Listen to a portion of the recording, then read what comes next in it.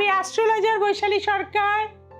রাশিচক্র নিয়ে আমরা চলেছি, আর মিথুন অবধি আমাদের কমপ্লিট হয়ে গেছে। আজকে ন্যাচারাল জোডিয়াকের চতুর্থ রাশি কর্কট রাশি নিয়ে কিন্তু আজকে আমরা আলোচনা করব। কর্কট রাশি কিন্তু 3টে নক্ষত্র দ্বারা গঠিত: পুনর্বসু, পুষ্যা এবং অশ্লেষা। 2026-এ ম্যাক্সিমাম প্ল্যানেট কিন্তু হেভি প্ল্যানেট, আউটার প্ল্যানেটগুলো তার নিজের ঘরে থাকবে, অর্থাৎ শনি মহারাজ মীন রাশিতে সারাটা বছর থাকবে। 5ই ডিসেম্বর 2026 পর্যন্ত কেতু থাকবে সিংহ রাশির ঘরে, আর কুম্ভ রাশিতে থাকবে রাহু মহারাজ। বৃহস্পতি অর্থাৎ যার আয়তকার অনেক বড়, সেই বৃহস্পতি কিন্তু আমাদের এখন রয়েছে কিন্তু বছরের শুরুতে মিথুন রাশির ঘরেতে পুনর্বসু নক্ষত্রে। আবারও কিন্তু 2026 2 জুন বৃহস্পতি মিথুন রাশি ত্যাগ করে কর্কট রাশিতে কিন্তু পুনর্বসু নক্ষত্রতেই আসবে। এই পুনর্বসু নক্ষত্র বৃহস্পতির নক্ষত্র পুনরায় পুনরায় যে কোনো কাজ হওয়াকে বোঝায়, বা যে কোনো কাজের রিপিটেশনকে বোঝায়। আপনার সেই কাজে এগিয়ে যাওয়া, সেটা কমপ্লিট করে ব্যাক করে আসা, এটাই কিন্তু পুনর্বসুর একটা লক্ষ্য। অর্থাৎ তীর আপনি ছুড়লে সেই তীর কিন্তু লক্ষ্যভেদ হয়ে আবার আপনার কাছে রিটার্ন হওয়া। আর অদ্ভুতভাবে এই পুনর্বসু নক্ষত্রতে বৃহস্পতি 200 বছরেরও বেশি সময় পর আপনার 10 মাস, কারণ যে কোনো নক্ষত্রতে যে কোনো প্ল্যানেট 3 মাস, 3.5 মাস, 4 মাস, 4.5 মাস, 5 মাস অবধি থাকে, কিন্তু বৃহস্পতি তার নক্ষত্রে পুনর্বসু নক্ষত্রে 10 মাস থাকছে, অর্থাৎ ডাবল থাকছে। আর যেহেতু বৃহস্পতি অনেক বড় প্ল্যানেট, তার ফল দানের ক্ষমতা অনেক বেশি। আর কর্কট রাশিতে কিন্তু বৃহস্পতি এক্সল্টেড হয়ে থাকে, কাজেই কর্কট রাশিতে এই পুনর্বসু নক্ষত্র, পুষ্যা নক্ষত্র এবং অশ্লেষা নক্ষত্র নিয়ে এই কর্কট রাশি 30 ডিগ্রি কিন্তু গঠিত। কর্কট রাশি ন্যাচারাল জোডিয়াকের চতুর্থ রাশি, মায়ের ঘর অর্থাৎ চন্দ্রের ঘর। আর 2026-এ কর্কটের দ্বাদশে থাকছে বৃহস্পতি, ষষ্ঠে থাকছে একাধিক প্ল্যানেট, অষ্টমে থাকছে রাহু, নবমে থাকছে শনি। ভাগ্য বিড়ম্বনা, যে কোনো কাজকে আপনাকে কষ্ট করে, যন্ত্রণা সহ্য করে শুরু করতে হবে। শেষ হবে কিন্তু জুন মাসের পরে, সেটা কিন্তু আনন্দদায়ক হয়ে থাকবে। আনএক্সপেক্টেড গেইন আপনাদের কিন্তু এবছর রয়েছে, বিশেষত কারো থেকে হঠাৎ প্রাপ্তি। ফেব্রুয়ারি মাস, জুলাই মাস, আগস্ট মাস, অক্টোবর মাস, ডিসেম্বর মাস, এই মাসগুলোতে আপনাদেরকে আনএক্সপেক্টেড গেইন হওয়ার যোগ এই কর্কট রাশিতে রয়েছে।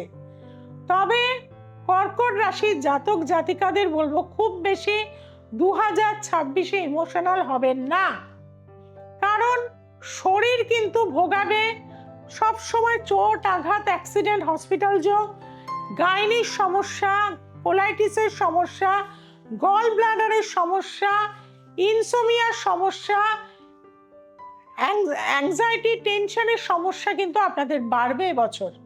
তার পাশাপাশি রিলেশন নিয়ে, যেহেতু শনি মহারাজ একটু ডিস্টার্ব রয়েছে, রিলেশন নিয়ে বিশেষত বাবার সাথে একটা মতান্তর আপনাদের কিন্তু এবছর হবে।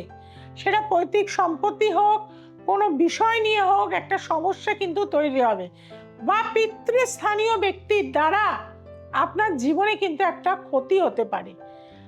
যারা কনসেপ্ট করেছেন, এই সময়টা খুব সাবধানে থাকতে হবে। প্রচুর পরিমাণে ফল খাবেন, বিশেষত যে কোনো রকম রসালো ফল যদি কর্কট রাশির জাতক জাতিকারা খেতে পারেন, সেটা আপনাদের জন্য ভালো। স্টুডেন্টদের বলবো, পড়াশোনা যদি মনোসংযোগ সহকারে করতে পারেন, তাহলে কম্পিটিটিভ এক্সাম একবারেই কিন্তু উইন করতে পারবেন। কিন্তু মানসিক একটা অস্থিরতা আপনাকে তাড়িয়ে বেড়াবে, ইমোশনাল হয়ে যাবেন, সেন্টিমেন্টাল হয়ে যাবেন, রিলেশন থেকে কষ্ট পাবেন। তার জন্য বলবো প্রতিদিন আপনাকে কিন্তু গীতা পাঠ করা উচিত, এক অধ্যায় হলেও গীতা পাঠ করা উচিত। হনুমান চালিসা স্টুডেন্টরা অবশ্যই পাঠ করবেন। যারা ব্যবসা করছেন, বিশেষত কনস্ট্রাকশন লাইন, গাড়ির কোনো ব্যবসা, কেনা বেচা, মোটর পার্টসের বিজনেস, চায়ের ব্যবসা, হোটেলের ব্যবসা, তাদের জন্য কিন্তু 2026টা শুভ হয়ে থাকবে। এবং যাদের বিয়ের ক্ষেত্রে প্রবল বাধা, তাদের জুন মাসের পর থেকে কিন্তু বিয়ের যোগ প্রবলভাবে কর্কট রাশির আসবে। কাজেই এতদিন পর্যন্ত যাদের বিয়ে হয়নি, যদি জন্মছকে কালসর্প দোষ, স্থাপিত দোষ, পুনর্পু দোষ, মাঙ্গলিক দোষ এগুলো থাকে, এখন থেকে কিন্তু জ্যোতিষ পরামর্শ এবং প্রতিকার প্রতিবিধান করে নিন, তাহলে 2026-এ টোপর পড়তে পারবেন বা মাথায় মুকুট পড়তে পারবেন। 2026-এ আপনাদের জন্য বলবো আপনারা দীক্ষা গ্রহণ করুন, কোনো ধর্মীয় স্থানে যান এবং যে কোনো নদীতে প্রতিটা অমাবস্যা একটি করে নারকেল নিজের মনের কামনা বলে ভাসিয়ে দেবেন, সেটা আপনাদের জন্য ভালো হয়ে থাকবে। কর্কট রাশি যাদের বাবা মা একটু বয়স হয়ে গেছে, তাদের কিন্তু একটু সাবধানে রাখতে হবে, বিশেষত মায়ের জায়গাটা। মায়ের কোনো অপারেশন, হসপিটালে ভর্তি, এবছরের জুন জুলাই মাস থেকে কিন্তু আপনার টাইমিংটা ভালো যাবে না। চারিদিক থেকে একটা কষ্ট, যন্ত্রণা, মানসিক আঘাত পাওয়ার যোগ কিন্তু রয়েছে। আপনাদেরকে বলবো আপনারা প্রচুর পরিমাণে কিন্তু জল খাবেন এবং পূর্ণিমা অমাবস্যায় নিরামিষ আহার করবেন। চারিদিকে ইনডোর গাছ লাগাবেন, সুন্দর সুগন্ধি ফুলের গাছ বাড়িতে লাগান, সেটা আপনাকে অনেক বেশি পজিটিভ রাখবে। বাড়ির উত্তর দিকে একটা জাম্পিং হর্স হোয়াইট রঙের যদি রাখতে পারেন, আপনার কেরিয়ারের গ্রোথ আনবে। ফেসিং টু ইস্ট করে সেটা রাখবেন এবং মেন দরজার সামনে অবশ্যই আপনারা পঞ্চমুখী হনুমানজির ছবি রাখুন। আপনার জীবনের বাধা, কষ্ট, বাড়িতে অশান্তি, এগুলো অনেক অংশে কিন্তু কমে যাবে। কর্কট রাশিকে আমি বলবো সাদা আর লাল রং এবছরের বেস্ট কালার, এই দুটো রং প্রচুর পরিমাণে ব্যবহার করুন এবং 72951 এই নাম্বারটা বারবার লাইফে কিন্তু ভাইব্রেট করাতে থাকুন। দেখবেন আপনাদের জীবনে অনেক অংশে কিন্তু উন্নতি হয়ে যাবে। আপনাদের কিন্তু এই বছরে বন্ধু ভাগ্য ভালো হবে না, বা শেয়ার মার্কেট থেকে যারা ইনভেস্টমেন্ট করবেন ভালো হবে না। সেই টাকাটা আপনি রূপোর বার কিনে রাখুন, রূপোর ETF কিনে রাখুন, সেটা আপনাদের জন্য ভালো হয়ে থাকবে। কাজে কর্কট রাশির মধ্যম অবস্থায় থাকবেন জুন মাস অবধি, কিন্তু সময়টা খুব ভালো নয়। জুন মাসের পর থেকে আপনাদের কিন্তু শুভ সময় আসবে। সেই সময়ের পর থেকে বছরের শেষ অবধি 2026 মোটের উপরে কিন্তু শুভ বছরই বলা চলে।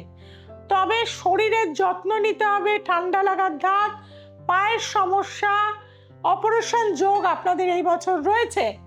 আপনাদেরকে বলবো যদি রেড কোরাল পড়তে পারেন সেটা আপনাদের জন্য ভালো হবে। মঙ্গলবার করে নিরামিষ আহার খাবেন, সেটাও কিন্তু আপনাদের জন্য ভালো হবে। যারা কঠিন সমস্যায় রয়েছেন, যন্ত্রণায় রয়েছেন, বহু জায়গায় গেছেন, ঠকে গেছেন, তাদেরকে বলবো একবার আমার কাছে আসতে হবে। যারা একবার আমার কাছে এসছে তারা কিন্তু উপকার পেয়েছে, কারণ চ্যালেঞ্জ গ্যারান্টি যুক্ত রেমেডি আমি দিয়ে থাকি।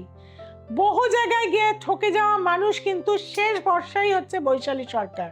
কাজেই একবার আসুন, সমস্যার সমাধান করুন। তার জন্য নিজে যে ফোন নাম্বার যাচ্ছে অবশ্যই যোগাযোগ করুন 6290513152, আরেকটি নাম্বার 8697339671। এই নাম্বারে এখনই কিন্তু যোগাযোগ করুন। যেটা ভুলে যাচ্ছেন চ্যানেলটিকে সাবস্ক্রাইব করতে, আজকে এখনই কিন্তু চ্যানেলটিকে সাবস্ক্রাইব করুন, চেনা জানা বন্ধু বান্ধবের কাছে ছড়িয়ে দিন। সবাই খুব ভালো থাকবেন, সবাইকে খুব ভালো রাখবেন। জয় তারা, জয় মা তারা, জয় জয় তারা, হর হর মহাদেব।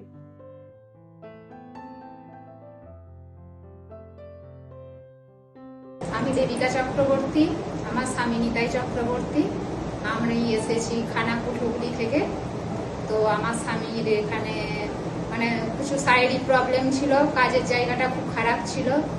তো আমরা দিদির কাছে এসে উনি প্রতিকার দিয়েছেন, তো আমার স্বামীর অনেক উপকার হয়েছে।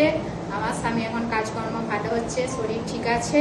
তো আপনারাও আসুন, দিদি খুব ভালো, দিদির খুব ব্যবহার ভালো। হ্যাঁ, আপনারাও আসুন, দিদির কাছে দেখান, আশা করি আপনারাও নিশ্চয়ই উপকার পাবেন।